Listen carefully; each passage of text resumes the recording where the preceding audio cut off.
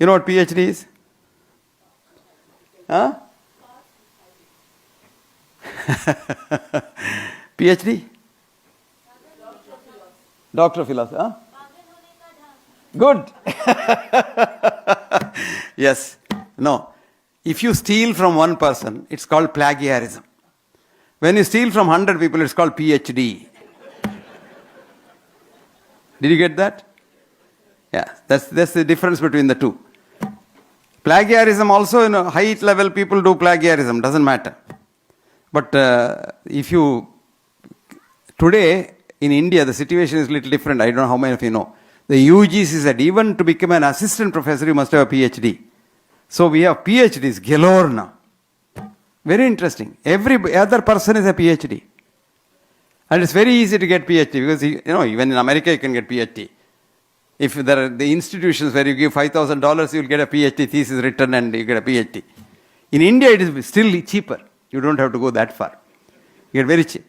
There are people who write PhD thesis. You have to give them the subject. There are examiners who give you a pass.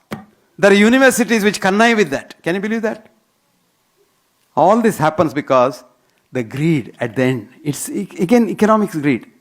If you get a PhD, you get a promotion. If you get a PhD, you get higher pay. If you get a PhD, you're better. So it's better than the others. It's one-upmanship. So this is how the world runs. Remember that? How did medicine become a science? The Western medicine started as mumbo-jumbo, sorcery and witchcraft on the Nile Valley 5,000 years ago. From there it moved. From Nile Valley it came to Egypt. And in Egypt, then other parts of Egypt had a lot of time. Then it came to Arabia, actually. And in Arabia, there was a great man called Ibn Sina, whom the Westerners call as Avicenna. He's not Avicenna, he's Ibn Sina, I-B-N-S-I-E-N. Ibn Sina did a lot of modifications for the Western medicine. And from here, it went to Greece. And by the time it reached Greece, Alexander the Great had invaded India and come back. He died in Persia. But Alexander's followers came back to Alexandria, a city which he had built for intellectual activity. And the big building he had built called Academia. So we say, I'm in academics. You ask the people, what is academics? They won't know. This academics means reading books and going to the library is called academy. No. Academia is the building where academics started. Where people come and have two kinds of things. A, symposium. They come and talk like this, agree to disagree, eat and dine and wine and go.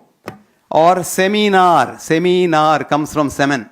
So seminar is a discussion where new thoughts come out. Now, so new things born. Today we interchangeably use it in any way you like. But the original thing is symposium is totally different from seminar. Seminar is different from symposium. That is why academics, anybody who goes there is supposed to be an academic. Not because you go to the library and have a PhD.